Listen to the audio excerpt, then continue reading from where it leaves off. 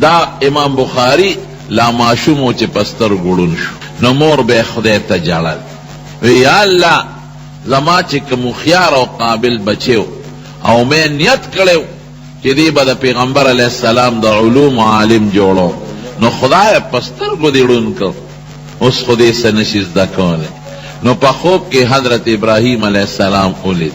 نا وته وی ولی خپه ولی زجاړي وی یو بچی مې و خيار بچی نورمو چې کوم خيار او قابلو نو ما نیت کړو چې د پیغمبر علیه السلام د علوم وارث به جوړو اپستر ګړون شوی دی تی پسې جاړم ویزا مبارک دشا بچی د خدای جوړ کړی دی نو چې دا د خوبه پاسې دا او دا بخاری صاحب معشوم دی د خوب راویخ کا او وته قتل نو خدای پاک سترګې جوړې کړې نو علماء لیکي وی د ابراهیم علیه السلام په بشارت خدای پاک د سترګې جوړې کړې نو بیا لګیا شو د علم په طلب کې نو هغه زمانہ کې شام تا مصر تا جزیرۃ العرب عراق بصره کوفه یمن مکه مدینه په دې علاقو ګرځید او د پیغمبر علیه السلام حدیث په زده کول او ځان سره به لیکل او کوسه په کوسه به ګرځید کله به ډوډۍ نه وه دې په خپله وی داسې وخت په ما تیر شوی دی چې ما یو شواروس په یو بادام او په دو بادامو ګزاره کړې ده دومره خواري کړې ده او یې ګرځېدم به د حضور پاک په احادیثو پسې او چې کم سړی به راته ښه زبردست علم والا مضبوط حافظې والا او کلک ایمان او مضبوط تقوا والا ښکارېده د هغه نه به مې لیکل کول او چې لږ به م چا کې کمی و نو ما به د حدیث نه لیکل یو ځل ورته چاوې وی فلانکي ځای کې یو سړی دی او د نبی علیه السلام یو حدیث دی ورسره یو میاشت مزل یې ورپسې وکړ نو چې دی ورسېد نو د هغه سړي نه اس تښتېدلی و نو ده تپوس وکړ وی اس ته تښتېدلی دی او داسې تللی دی وی ودرېږه ځم ورپسې وخت نه ضایع کوم ورپسې لاړ نو دا اس چې څوک رانیسي نو دی قانون دی چې زولی ورته تشه ونیسي د هغه اس د دوکه کولو دپاره نو اس راشي نو کلکې راونیسي نو هغه زولی راغونډه کړې وه اس پې ګمان وکړه چې دې کې څه دي لکه دا چرګ چې څوک نیسي او تش موټې ورته نیسي چې اس راغې کلکې ونیوه او زولی ښکته وغورځوله امام بخاري ورته وایي ملګري دې زولی کې دې څه دي وی دې کې خو څه نو وی دا دې ولې غونډه کړې وه وی دا اس مې پې رانیوه وی ښه انا لله و انا الیه راجعون دوکه دې ورسره وکړه وی زه یو مقصد لراغلی یم خو لاړم سلام علیکم وی څه مقصد دی وی ما اورېدلي چې تا سره د حضور پاک یو حدیث دی ما یو میاشت در پسې مزل وکړو وی یو نه ډېر دي را سره راځه چې درته بیان کم وی اوس مې ورته حاجت نشته وی اس سره دې دوکه وکړه یریږم ما سره د حضور پاک په احادیثو کې دوکه ونه کړي زمونږ په کتابونو کې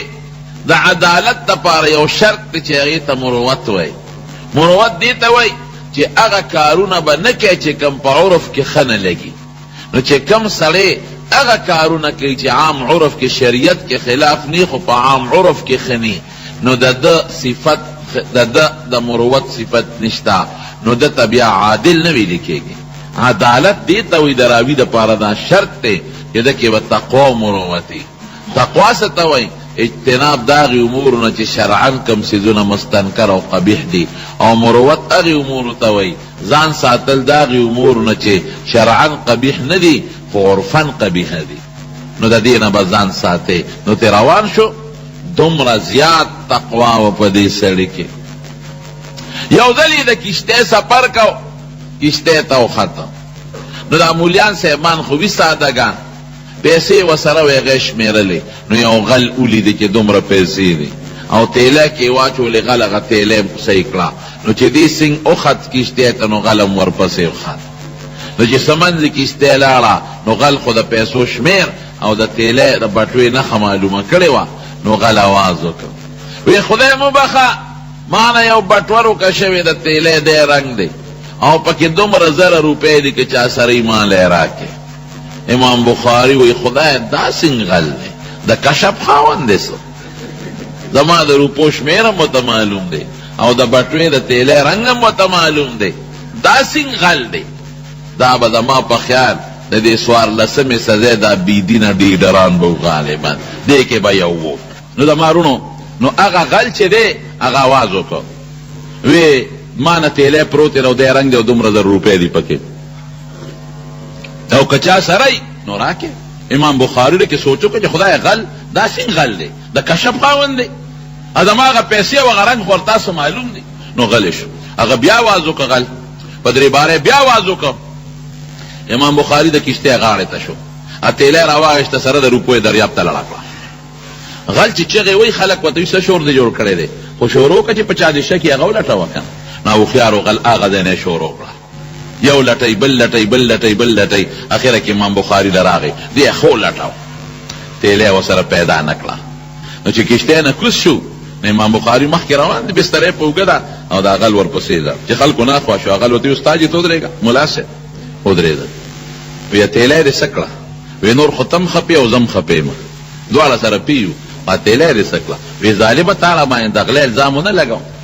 نو څه شوه تیلی وی خو ما دریاب ته وغورځوله. اوهو دریاب ته دې ولې غورځوله خو یا به ستا شوې او یا زما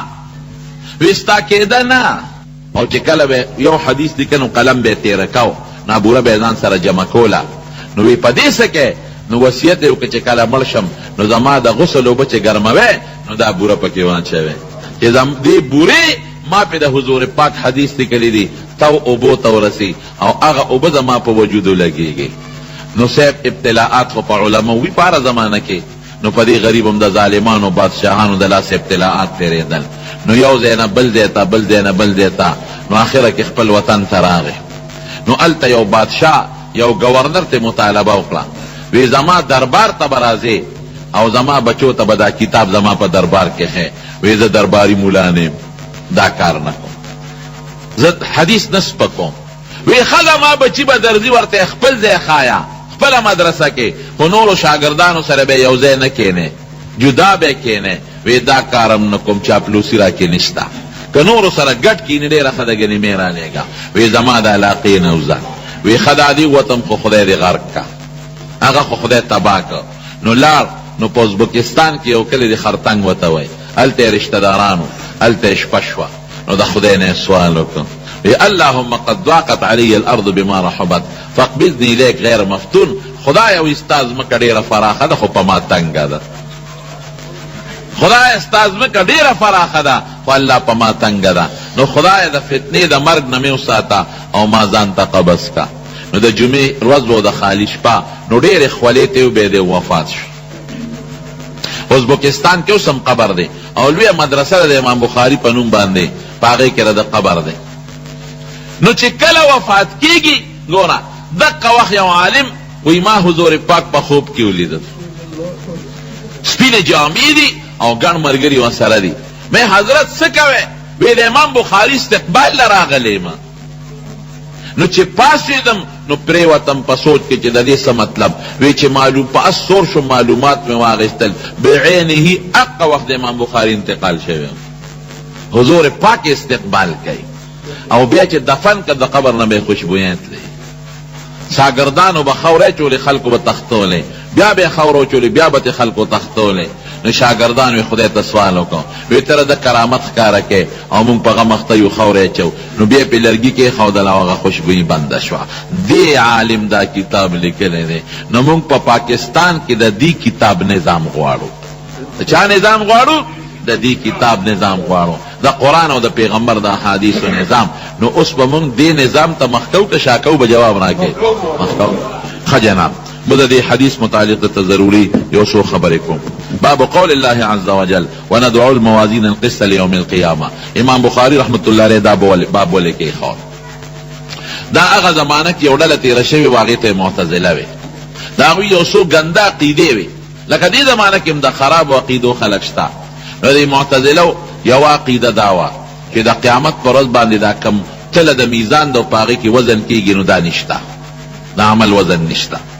دا د هغوی یو عقیده وه. نور هم ډېرې وې وی سویرات پول سویرات وی نشته او د قبر عذاب نشته. د هغې د عقل بنیادو چې بس عقل یې کم شی منه هغه یې منو چې عقل کم څیز نه منه بس د هغې نه به انکار کو پل صراط نشتا، د قبر عذاب نشتا، کرامت د اولیاء نشتا، د نبی اسلام د ګوتو مبارکو نوبه به دې معجزې ردی نه به انکار کو. قرآن شریف کې راځي اقتربت الساعة وانشق القمر، د سپومې د شلیدلو معجزه د هغې نه به انکار کو. بنیاد یې په عقلو. نو وی وزن د اعمالو نشتا. ولې نشتا؟ وی ځکه چې د اعمال خو په سترګو نه ښکاري، لاس کې نشي لیدلی. مادیات چې کوم شی مادي وي هغه تللی کېږي، دا خو یو عرض شی دی، نه په سترګو لیدلی کېږي، نه لاس کې نیولی شي، نه تیلی کې اچولی شي، دا به څنګه تللی کېږي؟ یوه. دویم وی په ټول کې فایده څه د خدای پاک تاسې معلوم دی. نو امام بخاری رحمت الله علیه د هغې په نظریه او په عقیده رد کوي او د قرآن او د حدیث په رڼا کې پرې رد کوي. نو دې آیت راوړي چې وندعو الموازین القسط لیوم القیامه، موږ به د قیامت پر ورځ د انصاف تلي کېږو. د دې آیت نه معلومه شوه چې وزن به کېږي. او دویم حدیث یې راوړه کلمتان حبیبتان الی الرحمن خفیفتان علی اللسان ثقیلتان فی المیزان، دا دوه کلمې به په وزن کې د قیامت پر ورځ په تله کې درنې وي. نو معلومیږي دا چې تلم شته، وزن به هم کېږي او څه شی به دروړي او څه به سپکي. امام بخاري خو دا خبره وکړه. او نور علما زمونږ لیکي وی د دې عقلي اعتراض جواب دنه درکم. وی چې ته دا وی چې اعراض له وجود نشته، نو د دې ګڼ جوابونه دي، خو آسان جواب یې درته کوم. د دې د مونږ چې څوم اعراض دي د دې عالم، هغې له په آخرت کې عالم مثال چې ورته وایي هغې له وجود شته. مونږ چې څومره دلته دا اعمال کوو د دې هلته وجودونه دي، هغه وجودونه به خدای راوالي او په تله کې به یې کېږي. لکه دې مثال در کوم. نبی علیه السلام فرمایي وایي ما پیوس کل چې ما نه زیاتي شو، حضرت عمر له مې ورکل. وی صاحب تعبیر یې څه دی؟ وی دا علم دی. علم اوس علم خو دلته وجود نه لري، علم دا خو یو عرض دی، لیکن هلته شکل د پیو دی. یا نبی علیہ السلام فرمائی وی چې ګډ به خدای راولي د قیامت پر ورځ. یحیی علیہ السلام له به چاړه ورکړي، هغه به حلال کړي. وی دا څه شی به ګډ؟ وی دا به مرګي مرګ. مرګ یو عرض دی، دلته مادي شی نه دی، جوهر نه دی، او هلته کې مثال دی د مرګ، هلته د ګډ مثال دی. دارنګې نورم شته. وی ما خلق ولیدل په کمیسونو کې، حضرت عمر فاروق مې چې ډېر اوږد کمیس یې اچولی. وی صاحب تعبیر یې څه دی؟ وی دا دین دی. دین او دین خو یو عرض دی، مادي شی نه دی، لیکن هلته کې شکل د کمیس دی. نو چې دا موږ څومره اعمال کوو، د دې ټولو اعمالو هلته وجودونه دي، هغه وجودونه به خدای پاک راولي او په تله کې به یې واچوي. اوس غواړو سوال هم نه پیدا کېږي، ښه ځکه سوال نشته چې اوسني تله څه ته وایي؟ تله دې ته وایي ما یعرف به مقادیر الاشیاء، چې د شي مقدار پې معلومیږي. نو اوس خو نن سبا اعراض هم تللی کېږي، ترمامیټر په خوله کې کېږي، د هغې نه حرارت معلومیږي که نه چې څومره سنټیګریډ دی. او یا جذبره رواني، هغه بلندي، دا خو هغه معلومیږي په یو آله. رفتار د جز څومره تیز رفتار دی. زلزله معلومیږي هلکه چې 0.5 او 7.2 وغیره. نو دا زلزله خو یو عرض دی، د هغې مقدار نن سبا داسې آلات دي چې د هغې پته لګي. یخني، ګرمي، سیلی، زل، دا ټول تللی کېږي. تلل دا چې مقدار معلومې. نو چې اوس انسان داسې آلات ایجاد کړل چې اعراض غیر مادي څیزونه پې معلومیږي، نو څه مو خیال دی رب العالمین سره به داسې آلوي که به نه؟ ما د علامه شمس الحق افغاني رحمت الله علیه یو خبر اورېدلی، ډېر لوی فلسفي عالم و. وی د دې معتزله او دا خیال دی چې د قیامت پر ورځ به زمونږ د ګوړې د منډۍ تله پرته وي او دا عمل به پې تلي. نو ځکه دوی د اعتراض کوي. په دې خدای خبردار دی چې وزن به کوي، څنګه به کوي. خو مونږ ته الله مثال هغه راکوي چې کوم باندې مونږ پوهېږو. نو میزان تلې ښودلې ده، هلکه ویسلی وزن کې خدای ته خو هسې معلوم دی. نه لئلا یکون للناس حجة بعد الرسل، چې څوک دا ونه وایي چې زما نیکي کمه و دا زیاته و کمه ولې شوه، او ګناه مې کمه و دا زیاته ولې ولیکلې شوه، چې په خلکو باندې حجت قایم شي. دا تله د میزان زما رونو دا به کم ځای وي؟ لومبې چې خلک د قبرونو نه پاسي لومبې، نو هر چا ته به خپل عمل دا شي، چاله په ښه شکل او چاله په بد شکل کې دی به روان شي. بیا به د هر پیغمبر حوضي حوض، زمونږ د ښکلي پیغمبر د حوض نوم کوثر دی. هغې نه مخکې به عملنامې راشي، چاته په ښي لاس او چاته په ګس لاس کې. او بیا لوی پل دی، پل سویرات ورته تاسو وایئ. دا سویرات په خپله پل دی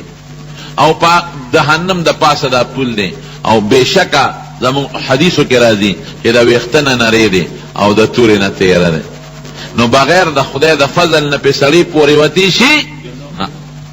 بوډۍ ته جړل انوسي ورته وی بیبي ادې ولې جاړې نو یاره ملا صاحب نه مې واورېدل چې ډېر نری پول دی او د تورې نه تېره دی او زما خو خپې خوږېږي زه پې څنګه ځم انوسی ورته وایي وی ادې ولې جاړې دې غاړه کښېنه هلته د پلار کور دی څه مزه که نه دې غاړه کښېنه څه له ځې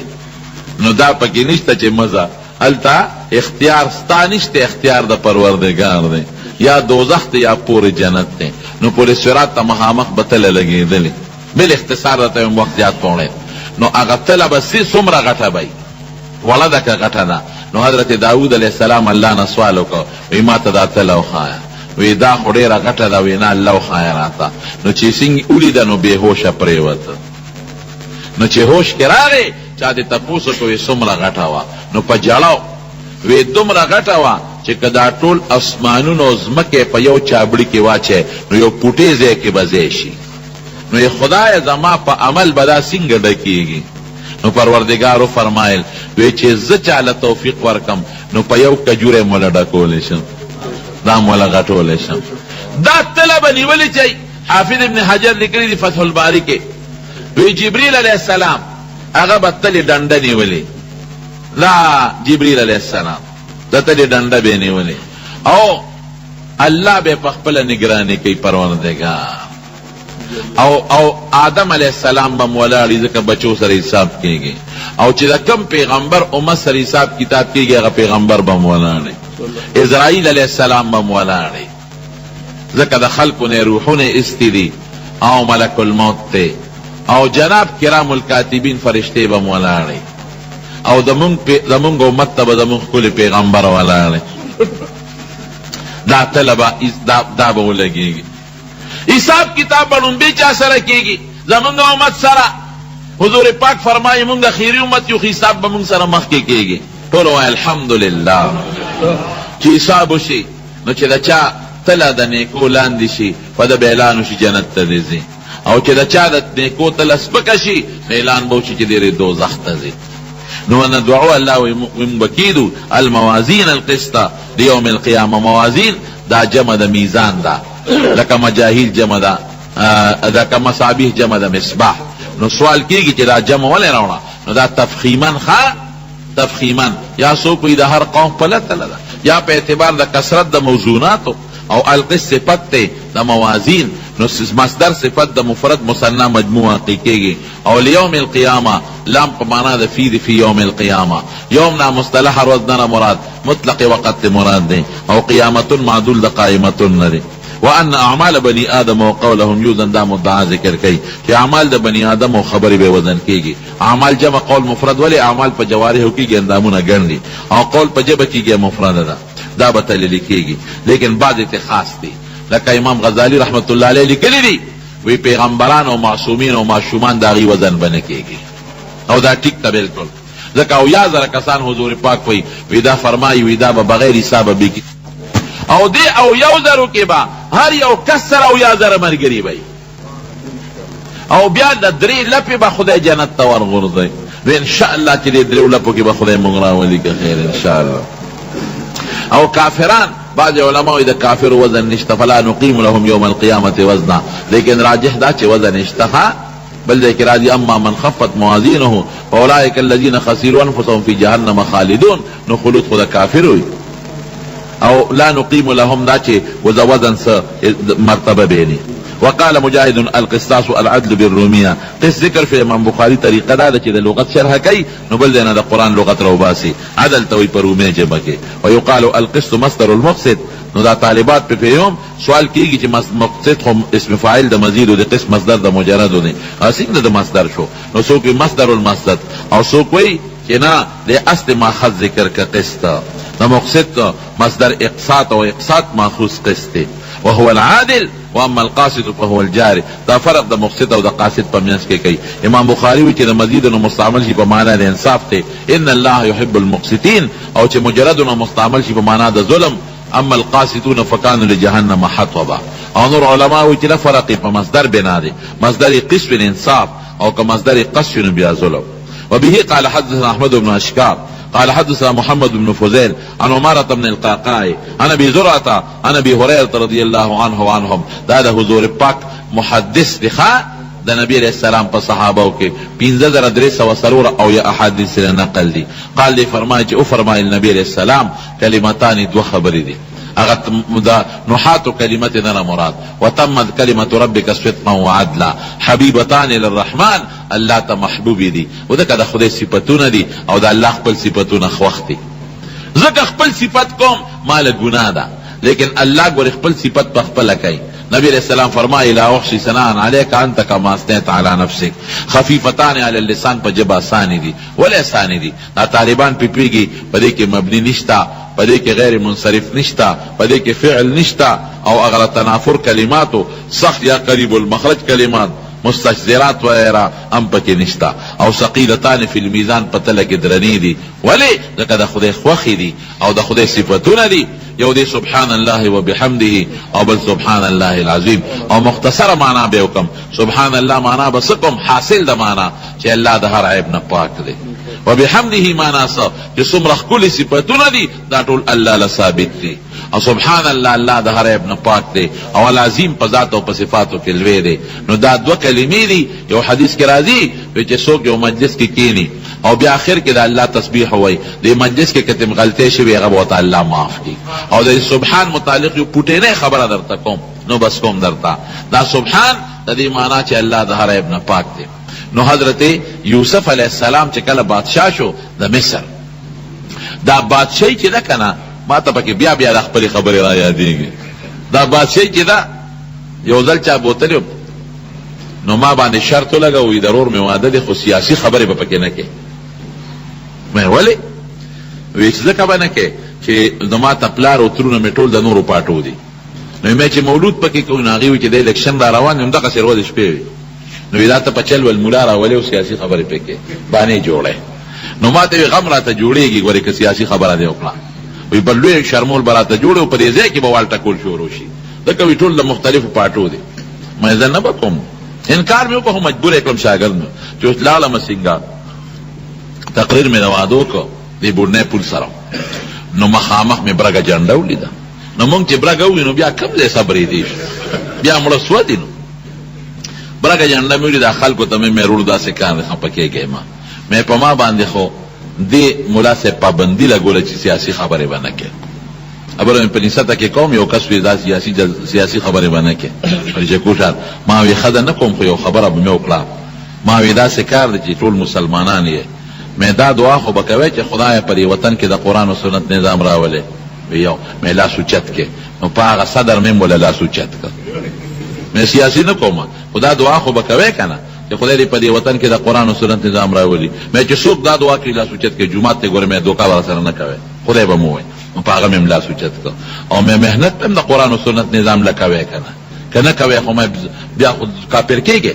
وی کو بلاس مې پوچت کو مې دا کا سیاسي خبر مې دته او مې تړلې وسه که پزان پیږي نو ما وته مې سیاسي خبره ته نه کوم یو ټکی ته مې دا اوټ عبادت ته ګوري دا تاسو ته مې چې اوټ عبادت ته دا فضل شي نه دی اوټ عبادت ته او دا بنوي چې ما اوټ واچو نو غاړه مې خلاص شو چې اوټ ته واچو نو ستا کمپیوټر شروع شو چې اوټ ته جمعات لور کو کمندر لدی ورکو کمپیوټر دې شروع شو نو که اوټ ته جمعات لور کو نو د ثواب کمپیوټر دې شروع شو او که اوټ ته مندر والا لور کو نو کم کمپیوټر دې شروع شو د مندر او کته ناچو نو بیا مجرم کېږي ګوره وګوره پکې دواړو کې چې کم پکې خره غلبه خامخا ورکې ولی کاغه تاو استعمال نکلو ګندوټونه استعمال شو غلط سړیوزی نو بیا دی ګناه کېږي مې اوټ عبادت ته ګوره دا رته حقیقت ده ها نو اوټ کې عبادت شو نو ما عبادت چې سړی کوي نو خدا ده چې یو 2 رکعات نفل او 10 ولو کې مې هر چاله چې ورکوي د کتاب د تلم چې مولا له ورکه خو مې چې اوټ لزه نو مې دا کار به وکړي چې دا اول به 10 وکړي بیا به یو 2 رکعات نفل وکړي او چې مې کله هغه بوت ته ورشه نو ګورې هلته هېڅوک نشته نه پلرمان صاحب شته او نه اسپندیار خان شته او نه پلانکې شته یو خدای دی یو ته نو مې خدای په سر حاضر کا نو چې کومه نښه دې خوښه یې هغې ته ووایه یو بابا پاڅېده خو سم په پښتو کې ووایه چې په کتاب یې ووایه نو مې ګوره پته وایي چې ځکه اودس هم را باندې کې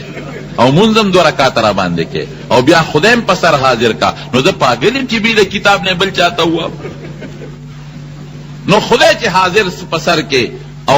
او دا سوچو کې چې الله د قیامت پر ورځ به مانه تپوس کې، نو رښتیا راته وایم که دا ګوته دې بغیر د کتاب نه بل خوا لاړه انشاءالله مغې نه باندې. نو دا مې دې پورې وي. او ګوره یو بله خبر هم درته کوم، مونږ پیغمبر علیه السلام په حقیقي سچه معنا پیغمبر پیژندلی نه دی. ګورې اسنګه هم پوهیږم مونږ حضور پاک خو په دې پیژنو چې دی معلم د انسانیت دی او ټول انسانیت ته عقیده او عمل او اخلاق ښودلی دي، په دې پیژنو که نه؟ په دې هم پیژنو چې حضور پاک داعي خلکو له دعوت الله ورکړی، په دې هم پیژنو چې نبی علیه السلام مبارک مجاهد او عظیم، لیکن په دې به نه دی پیژندلی چې نبی اسلام ګورې خلیفة المسلمین مو مسلمانانو خلیفه و که نو، مونږ په هغه حیثیت نه دی پیژندلی. دا خلافت دا د ملا حق دی، دا د هغه چا حق دی چې ملا ودرئ درته. بهر کیف یوسف علیه السلام چې کله منصب لراغی نو قحطو، نو خلق وراتل غلیله، نو هغه چې څوک د سټور مالک و هغه به ورشه یوسف علیه السلام نه چټ راوړه، نو غلبه درکوم. نو چټ به یې د ده نه وړه، دله 1 من ورکه 2 من ورکه 3 من ورکه. یو سړی راغی یوسف علیه السلام چټ ورک حلال غلی یې وړه، دا سړی بل بیا راغی بیا یې چټ ورکه بیا یې غلی یې وړه، بل بیا راغی هغه سټور والا ورته ویل که ته پې څه کې خرڅی که څه کې ورشه یوسف علیه السلام نه چټ راوړه نو درکوم دله. یوسف علیه السلام نه بیا راغی، هغه وی دا ته څه کې روزانه راځي او مانه لیکل اخلي؟ وی صاحب ولیکه راله. وی نه ته پکې څه؟ وی صاحب ولیکه ګنې که ځان مې د توخو نو چې څه غواړم راکې به دا ټول سټور به راپسې ولیکې. قلم یې کېښود، وی اوس راته ځان وښایه. وی مه کوه ګوره. وی نه وښایه ځان. وی ښه هغه ماشوم یم چې په تا زلیخې الزام ولګو او ما د مور سینه خوړه هغه مې پرېښود او تا له مې سپۍ کړې ده. وشهد شاهد من اهلها ان كان قميصه قد من قبل قميصه قد من دبر من قبل فصدقت وهو من الكاذبين وان كان قميصه قد من دبر فكذبت وهو من الصادقين فلما راى قميصه قد من دبر قال انه من كيدكن ان كيدكن عظيم يوسف اعرض عن هذا واستغفري لذنبك انك كنت من الخاطئين. نوکچا هغه ماشومو ما دله سپۍ کړل، نو یوسف علیه السلام قلم ورکړ، وی ځان له ولیکه چې څومره غله لیکې ولیکه. نو الله ورته وایي وی دا دې څه وکړل؟ که دا ټول سټور ولیکي نو بیا به څه کوې؟ وی الله زما سپۍ یې کړې ده، که د الزام په ما لګېدل وی خو زه تباوم. د پیغمبر په جامه چې لګ الزام ولګېد بیا څوک دعوت کم دی مني؟ زه خو غر کومه، دا خو ده زما سپۍ وکړه جامه محفوظ شوه. نو وی ښه په دې خو چې ستا سپۍ یې وکړه خوشحاله شوې، قلم دې لاس کې ورکړه. وی چې کم بنده زما صفۍ بیانوي نو قیامت پر ورځ به قلم ورنه کم چې لیکه ځان پسې کم جنت لیکې. سبحان الله لفظ د الله صفۍ ده. ښه د دواړو جهانو مبارک سردار په خپله فرمایي دا د هغې وینا ده چې د مسلمان ایمان به اله مضبوط او کاملی چې دی د خپل پلار نو د خپلو بچو نه او د عام انسانیت نه ما سره مینه زیاته وکړي. لا یؤمن احدکم حتی اکون احب الیه من والده وولده والناس اجمعین. او دا ولی رونو د محبت یو څو اسباب دي. مینه چې څوک چا سره کوي د هغې یو څو سببونه دي. ګورو چې هغه سببونه په حضور پاک مبارک کې شته او که نشته او لږ دي که ډېر. د محبت یو سبب احسان دی. خلق هغه چا سره مینه کوي چې څوک ورسره ښېګړه کوي، احسان ورسره کوي. هلکه پلار سره مې مینه ده، ولې ما سره احسانات کوي، زه ماشوم وپاللم، ما له جامه راوړي او ما له د ډوډۍ انتظام کوي. او مور سره مې مینه ده، ولې زه ماشوم لوی کړی او ما له پیرا کړی دي او زه پاک کړی، ما سره احسان کړی دی. نو د محبت یو سبب احسان دی چې څوک د سره احسان وکړي نو هغه سره به ته مینه خامخا کوې. دا یو سبب. دویم سبب د محبت جمال دی. جمال هغه چا سره څوک مینه کوي چې هغه ډولې وي. ښکلې ښځه د خلکو خوښه نه، ښکلې بچی یې خوښ نه، ښکلې جومات یې خوښي او د ملا خشته کتاب خوښي او د انسان ښکلې جامه خوښي. نو دویم سبب حسن او جمال شو. دریم سبب د مینې کمال دی. کمال هغه چا سره خلک مینه کوي چې یو کاملی، الکوی ډاکټر قدیر سردار چا مینه وه وی ولې وی یو کامل سړی دی یو انسان دی او دا فلان کې سړی یو کمال ته رسېدلی دی نو دی د مینې بل سبب شو دریم کمال او یو بل سبب د مینې دی چې هغې ته قرب وایي نزدېکت د سره مې ولې مینه ده دا زما زوی دی ما ته را قریب دی او ما ته را نږدې دی او پنځم سبب د مینې مال دی مال دا د احسان یو خاص شی دی احسان کې داخل دی او ما درته ځان لکه څوک چاله مال ورکوي د ده ورسره مینی نو څو سببونه شو پنځه وخت کم د اختصار نه به کار علم تاسو به پویم تاسو باندې زوتوم یو پرچه د ستاسو دپاره در باندې زوتوم د محبت یو سبب احسان شو یاده شوه دویم سبب څه شی شو کمال شو دریم جمال او ډول او څلورم مال او پنځم قرب او نږدېوالی راځو ګورو چې حضور پاک کې دا پنځه سببونه شته او که نشته لومبی سبب احسان دی قسم دی د حضور پاک نه زیات محسن د انسانیت بل څوک نشته زمونږ د ایمان د چا د برکته دی رښتیا جواب راکې د حضور پاک مبارک د برکت نه کاغی دنیا ته تشریف نه وی راوړی نو خدای خبر چې د کوم بت سجدې ممکن او مونږ به په کوم جاهلیت کې پراتو دا زمونږ ایمان د هغې د برکته دی او زمونږ دا مسلمانی د هغې د برکته ده او زمونږ دا روجې د هغې د برکته دی او دا زمونږ دا سجدې د هغې د برکته دی او زمونږ دا صدقې د هغې د برکته دی او دا مونږ چې څه لږ ډېر معمولي مخ اخوا دېخوا عمل کوو دا ټول د هغې د برکته دی دومره احسان امت سره کړی دی چې په کربونو ایبونو خلک د حضور پاک مبارک د برکت نه د دوزخ نه اخوا شوي دي او خدای د جنت په لاره لومبی محسن د صحابه بیا ورپسې راځه بالواسطه صحابه یو لک سلیریش زره کسان دا صرف د عرفات په میدان کې او زنانه پکې جدا او په مختلفو علاقو کې جدا دا ټولې د کفر او د جاهلیت د تیارې نه راوایستل او د ایمان په رڼا کې وردن نه کړل بیا هغې صحابه او تابعین هغې تبع تابعین تر اوسه پورې نو احسان دومره دی تا ته چې یو سړی یو کلمه وښیي او یو بغدادی پټی درکې وښیي نو که غیرت درکي د هغه به قدر کوې ولې ما ته یو پوټي یو دوه درې ټکې ښودلی دي نو رښتیا ووایه د حضور پاک نه لوی محسن بل څوک شته جواب راکې نه دا یو سبب به درجه اتم موجود شو دویم سبب له به راشو جمال او ډول قسم دی که د حضور پاک نه زیات ډولې او خشته ښکلې شخصیت په مخ د ځمکه بل څوک تېر شي دا زه نه ویم په دلیل به درته خبره ښکاره کوم دا د حضرت حسان ابن ثابت خبره ده مداح نبوي د حضور پاک مبارک مداح نبی خبره ده او د نبی علیہ السلام مبارک پشان کې وی واحسن منک لم تر قط عینی وی ستا پشان مخ په مخ وته وی حضور پاک په انکار نه کړی چې حسانه دا سوی ما نه خو بلم څوک ډولې شته ورته سوی دې ته تقریر وی د نبی علیہ السلام مبارک احادیث یو څو قسمونه دي یو دا چې د هغې مخکې څوک خبرو کې هغې پې چپ پاتې شي نا حدیث شو واحسن منک لم تر قط عینی ستا نه ښکلې شخصیت زما د سترګو بل څوک نه دي لیدلی واجمل منک لم تلد النساء او ستا نه ډولې شخصیت مور نه دی راوړلی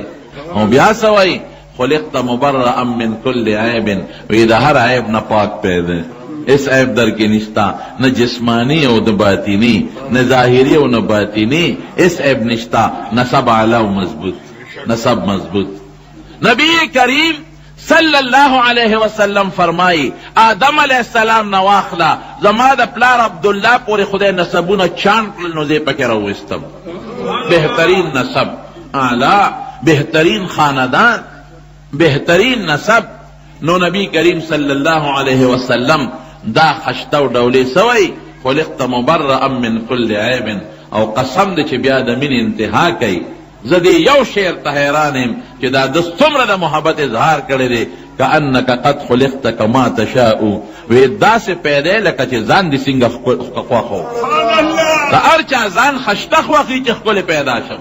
هر انسان غواړي چې زه خشته یم او زه ښکلی یم او په هره طریقه د عیب نه پاک یم داسې پیدا لکه چې څنګه ستا ځان خوښ و حضرت عائشہ صدیقہ رضی اللہ تعالی عنہ د نبی کریم صلی اللہ علیہ وسلم د حسن صفت کئی او فرمائی افسوس وی یوسف علیہ السلام مونږ به د بل پیغمبر ورې بعضې حضرات د نبی علیہ السلام شان کې لږ تیز لاړ شي د بل پیغمبر سپکاوي ته د خولې نه وځي نه انبیا ټول نیازبین مخلوق دی ګڼي هر یو پیغمبر په مخ د ځمکه د خدای د هدایت رڼا تېره شوې ده خو د ټولو د سر ستوری او تاج او د ټولو پیغمبرانو سردار او د ټولو انبیاو سردار پکې څوک دی محمد مصطفی ټول وایي صلی الله علیه وسلم نو سوی وی د ما نبی کریم صلی الله وی د مصر ښځو یوسف علیه السلام ولیده نو وی لاسونه یې پرې کړل فلما رأینه اکبرنه لوی وګڼه وقطعن ایدیهن او لاسونه یې پرې کړل وقلن حاش لله ما هذا بشرا دا خو انسان نه دی ان هذا الا ملک کریم فرشتو په فرشتو کې بل شانته او د دواړو جهانو سردار فرمایي وی چې بره معراج کې مې یوسف علیه السلام ولید نو نیم حسن د مخلوق خدای ورکړی دی دومره خشتا نو عایشه صدیقه سوی وی د مصر ښځو یوسف علیه السلام ولید نو وی لاسونه یې پرې کړل او وی که زما محبوب یې لیدلی وي سرونه به یې پرې کړی او کته وی چې صحابو خو لیدلی دی نو چا خو سر پرې نه که نو دا غافلان خلک دي چې څوک یې نه دي پرې کړی حضرت حمزه چې غوږونه پرې شو سترګې پرې شوې او شونډې پرې شوې او د صحابو نه سرونه پرې شو نو دا د حضور پاک د عشق او د محبت په بنیاد دوی خدای نه ولیدلی دا خدای په چا پیژندلی جواب راکا محمد مصطفی ټول وایي صلی الله علیه وسلم حسن انتہا تا رسیدلی دی پا نبی علیہ السلام کے حضرت جابر ابن سمورہ فرمائی جابر ابن سمورہ وی نبی علیہ السلام ناستے تشریف فرما دے دا سوار نسم اس کو میدا رأیت رسول اللہ صلی اللہ علیہ وسلم فی لیلت اذحیان دروانا دا سوار نسم اس کو میدا غی کے گورما فنظرت نظرتا الى القمر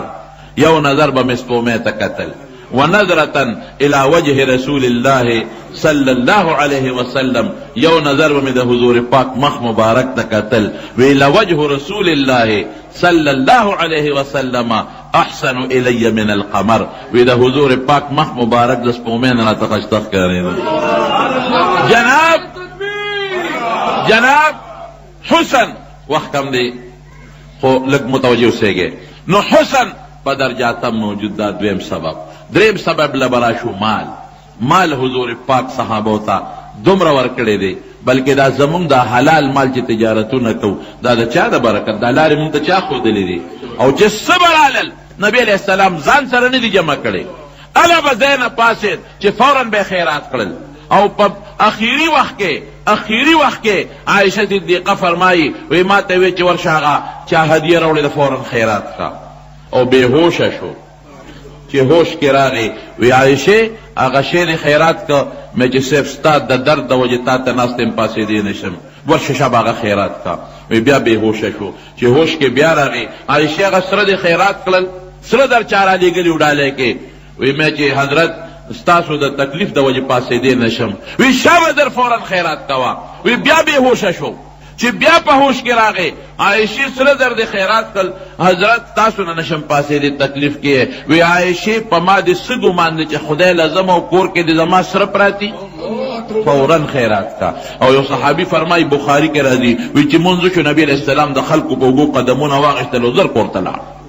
مونږ چې څه چل دی دومره تیزی کې لاړ وی لږ ساعت پس واپس راووته وی تاسو به زما د دې عجلت نه لږ یو پوټې تعجب کړي او حضرت زر راړی او زر رالی وی دا چا لږ شی رالیږلی و کور کې پروت و ما نه یېرو هغې حکم مې وکړو چې درې صدقه کې مال چې به راغې هله به پاسېده رسول الله مبارک چې به فورا خیرات که د صحابو غنیمتونو مالونه د حضور پاک د برکت ستا د حلالو کاروبار او رزق د رسول الله مبارک د برکت او ورپسې به راشو بل سبب لا بل سبب څه شی دی کمال دی کمال د محبت بل سبب په حضور پاک مبارک نه کامل شخصیت بل شتا اے شاعر سوی لا یمکن الثنا کما کان وی چې څه حق دی ستا د صفت نشم ویلې دومره به وویم بعد از خدا بزرگ تو یې قصه مختصر الله نه لاندې دی د هر چا نه پورته درجه ده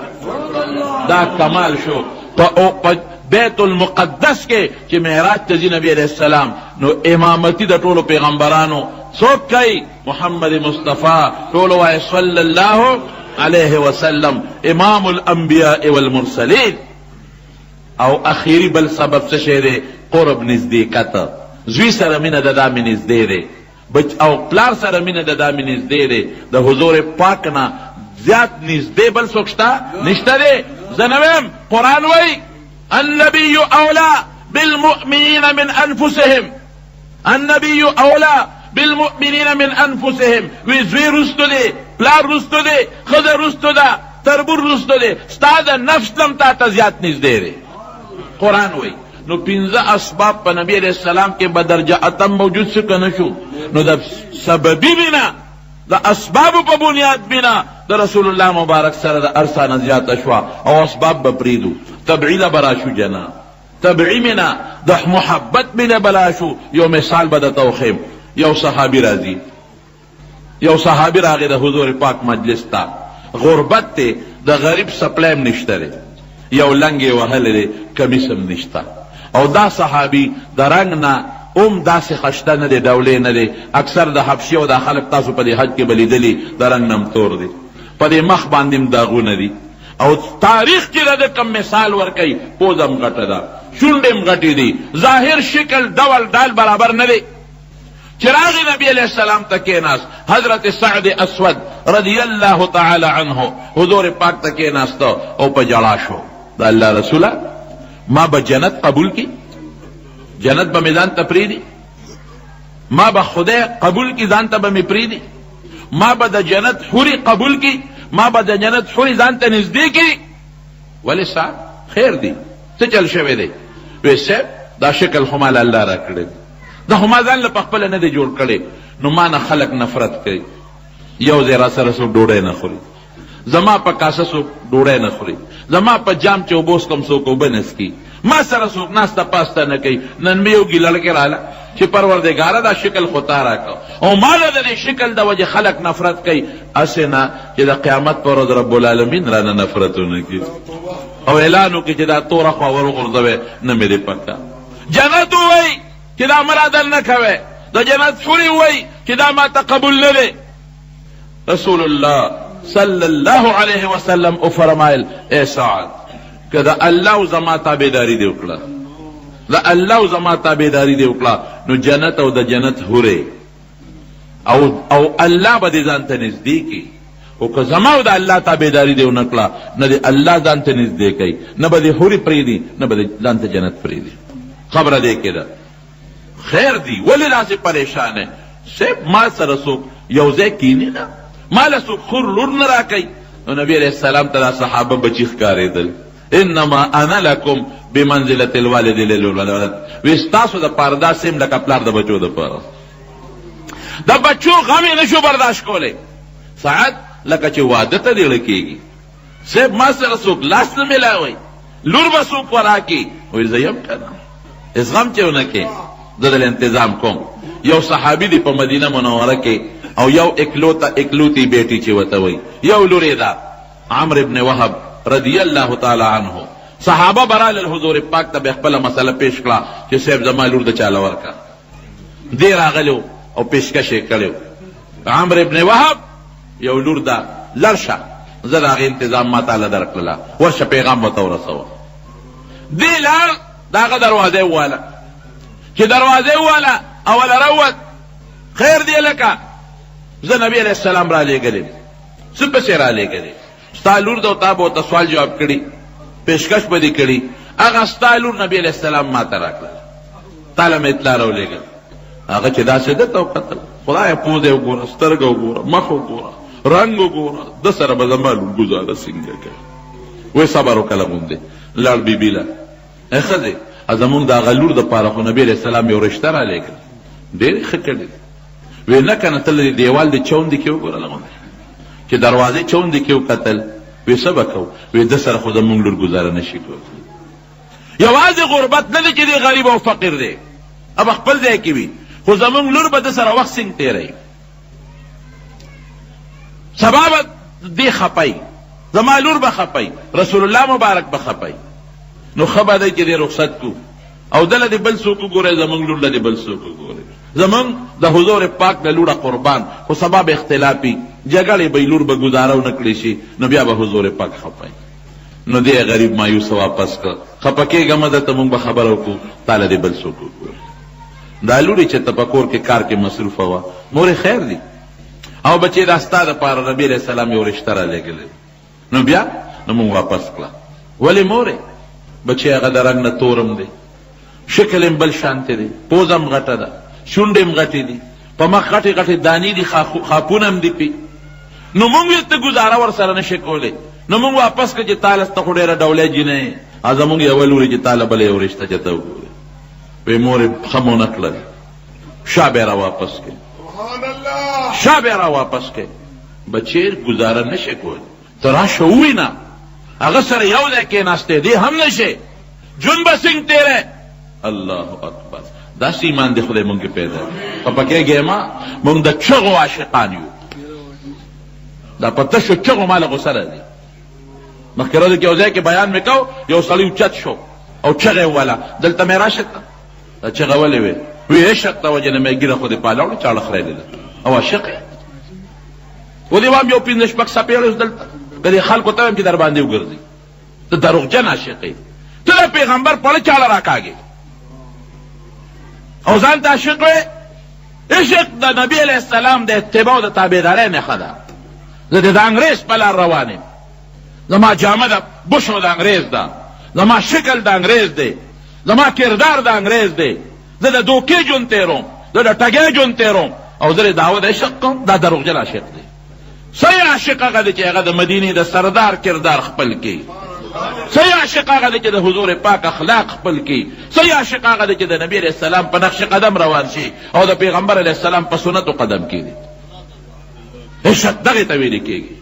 ما یو سړی په مکه مکرمه کې ولید، په ټوپۍ د پاسه ځان ته نوم لیکلی و، غټه ټوپۍ باندې او ږیره د څپلو برش یې ته جوړ کړی او و پاکستانی. هی هی مې ته به سبا ځې او رسول الله مبارک ته به په دا ټوپۍ کې ودرېږې، مخ به دنه بل طرف تاړی. عشق دې ته وایي ځان کې حقیقي عشق پیدا کې، مینه دې ته وایي د رسول الله مبارک سره داسې مینه پیدا کې. وربکې چې د یو شیخ دله راشي، یو طالب دنه رشته وغواړي، وربکې لور، یو عالم دنه رشته وغواړي، وربکې لور. نه دا غریب دی، کابل ملا دی، باجوړ ملا دی، د کور نشته، هس به د عشق پته ولګي. ښځه څه وایي، جینۍ څه وایي؟ وی مورې ولې مو واپس کو؟ بابا زر راګرځوه، بچې ګزاره نشي کولی ورسره. وی ګوره پرېږدی دی، رالیږلی چا دی، رالیږلی چا دی؟ قسم به د الله په ذاتي د کوم خاوند انتظام چې ماله د دواړو جهانو سردار کړی دی، ماله د ډېرو ښکلو ښکلو خاوندانو نه بهتر دی. سړی راوګرځو، کارو شو مبارک دي، لاړ نبي علیه السلام مبارک. وی صاحب کارو شو، وی مهر به ورکوې؟ جی مهر څه ته وایي؟ واده کې مهر نه پېژنې، ښځې له بس مهر څه پیسې جوړې ورکوې. صاحب دما خو دغه یو لنګ ځان نه مې ته وکړی، به کمیس هم نشته، سپلی هم نشته، پټکې هم نشته، څه څه وکړم؟ وی زه دله بندوبست کوم، کور هم نشته. زه ورشه حضرت عثمان صاحب له، حضرت علي رضی الله عنه، عبدالرحمن ابن عوف، دریو کسانو ته ما یاد کړه چې 200 درهم درکړي. شبه راوړه. یو صحابي ته ستا څو کوره دي؟ وي صاحب دوه، یو ده ته وبخه، ومې بخه، کوره مو شو. 600 درهم رالل، وی نیمې ولت پلو پورې وتړل، وی دا یې د ښځې مهر. او زه په دا 300 درهمو ځان له کور او ښځې له سودا وکړه، ځان له واده جام جوړواله، ښځې له واله د کور لوښې لرګې او دا قصې پسې وکړه او راځه چې نکاح دله وکړم چې قصه خلاصه شي. ډېره ښه ده. دې لاړ، 300 درهم خو یې پلو پورې وتړل او 300 درهم یې لاس کې ونیول، ځي بازار کې ځان له ښځې له سودا کوي چې واده وشي. چې بازار ته لاړ او دکان ته وختو، یو منادي اواز کوي، دمامه به ډنګېده، اواز کېږي خدای مو بخه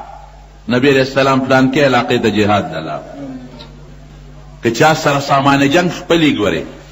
اس او تور او سامان، نو د نبی علیہ السلام ملګرتیا وکړې. او که چا سره د جنگ سامان خپل نه، هغه مه راځئ، چې آواز به اورېد سوچ کې پرېوت خپه نیولی شو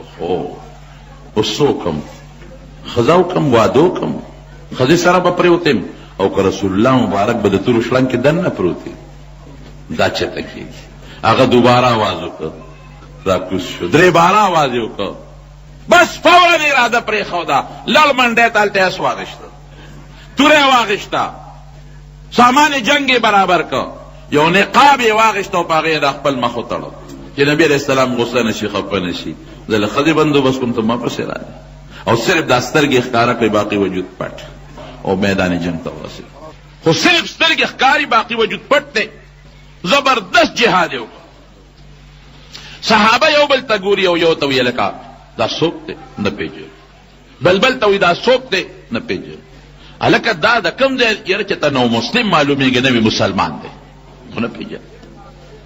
خو زبردست جهاد کوي نبی کریم صلی الله علیه وسلم ته چالو وی صاحب یو نوی مسلمان راغلی دی نو مسلم دی او داسې جهاد یې وکړه چې د کافره پرې یې واچولی وی کم دی وی هغه اسمان دی سور نو دې وخت کې د الله ستاسې اوچت کړی دی یو کافر باندې غزار کوي نو نبی علیه السلام مبارک یې دا لاس ولیده څادر ته یې خوا شوی وی پیژن اظنه سعدا دا خو هغه سعد معلومیږي د جوړ هغه د واده سیسټم پرېښی دی او دلته راغلی دی حضرت علي صاحب ته وایي ورشه معلومات ته وکړه چې ته سعد یې ما ورته یاد کا حضرت علي رضی الله عنه منډه کړې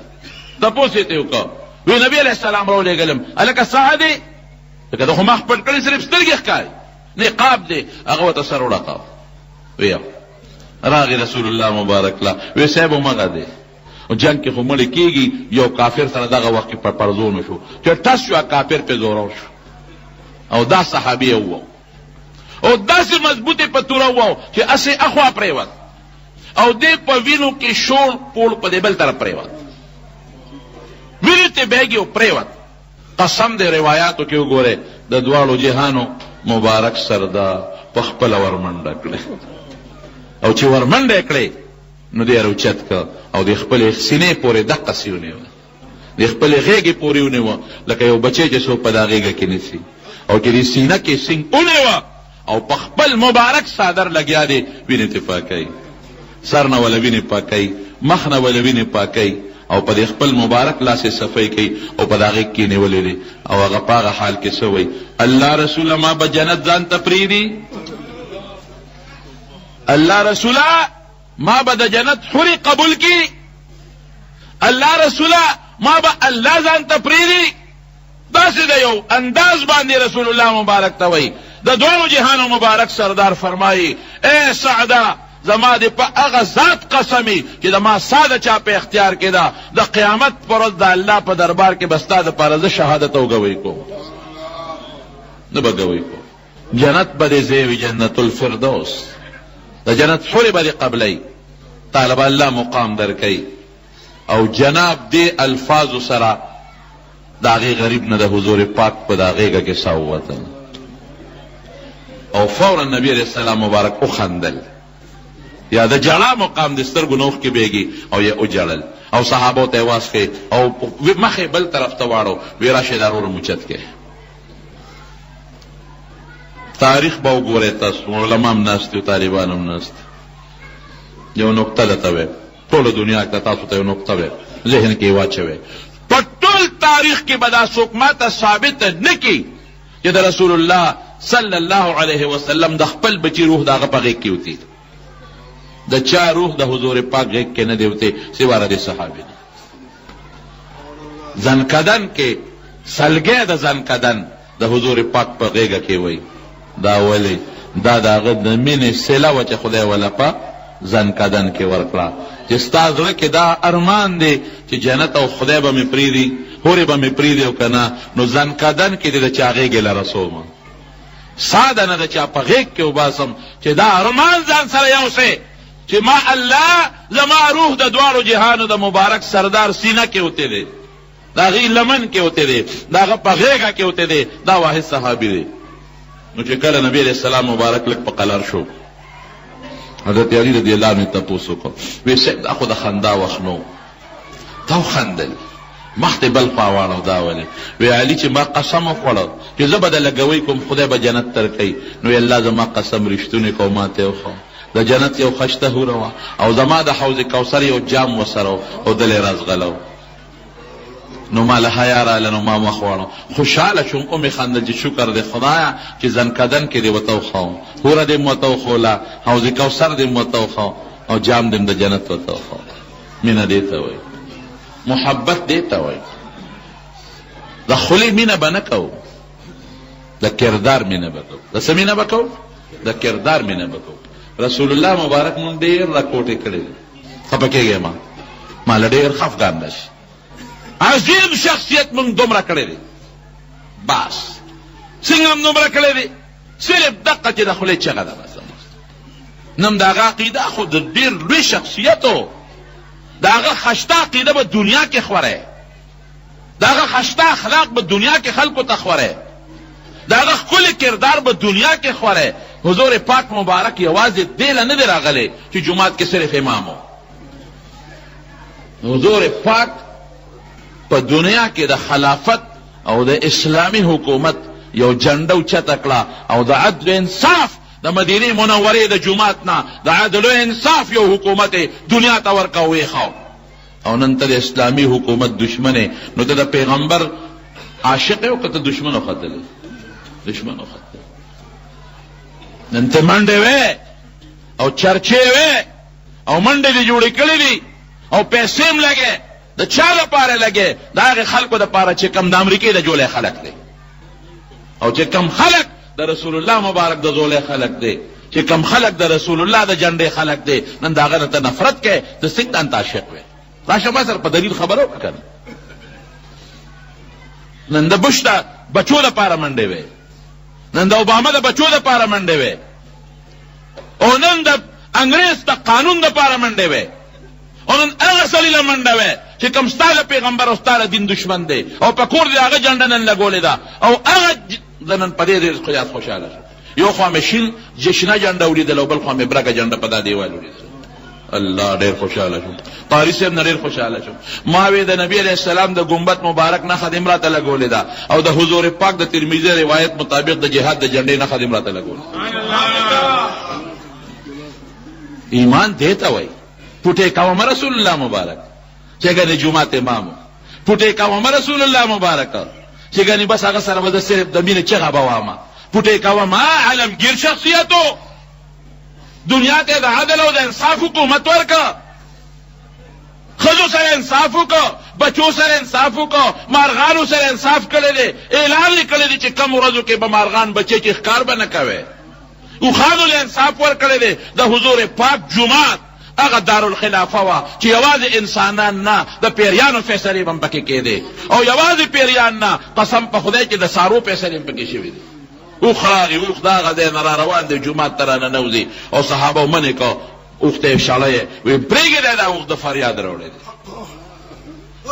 اوښ نیغ راغی دنیا پرېښودله دغسې لویه ډله وه هغې پرېښوده او راغی د دواړو جهانو د مبارک سردار مخې ته سملاسته او غړانګې د حضور پاک په غېږه مبارکه کې کېښودله دی فریاد راوړی حضور پاک په خپله فرمایي وی دی اوښ فریاد راوړی دی دی اوښ د مالک راولی مدعی مدعی شو اوښ مدعی دی اوښ مدعی دی جومات ته راغلی دی او مدعی د اوښ مالک دی دلته ستا په دفتر کې خو دلته په قاضي سره جج سره د انسانانو فیصلې کېږي ستا په دفتر کې خو د انسانانو فیصلې کېږي هلکه ده په هغه دعوه کړې ده او هغه په ده دعوه کړې ده ستا عدالت کې د انسانانو فیصلې کېږي د حضور پاک په عدالت کې د چا فیصله دلته اوس کېږي جواب راکړې ماله د اوښ فیصله کېږي اوښ راغې فریاد راوړه مدعي دی حضور پاک دلته قاضي دی او فیصله کوي د انصاف فیصله کوي رسول الله مبارکه وی ورشه د مالک راولې مالک یې ولا راوسته مالک ته ورته څه فرمایي وی ستا دې اوښ فریاد راوړی دی رسول الله مبارک سره به حیواناتو هم خبرې کولې د حیواناتو په خبرو هم پوهېده خبرې معجزه ده د حضور پاک وی ستا دې اوښ فریاد راوړی دی چې دا مالک ماله خوراک کم راکوي کار را باندې زیات کوي وی یو سیفټي کې درته ویلي دي وی ښه داسې به نه کوې د باندې به کارم کې، خوراک به م ورکې او دمه به م ساتې. نو حضور پاک یوازې د جومات امام مولا نه وګورې خفه کېږم، د عدل و انصاف د مدینې منورې د منبر او د محراب نه د دواړو جهانو سردار د عدل او د انصاف حکومت دنیا ته ورساو، انصاف یې قایم که. تا راوسته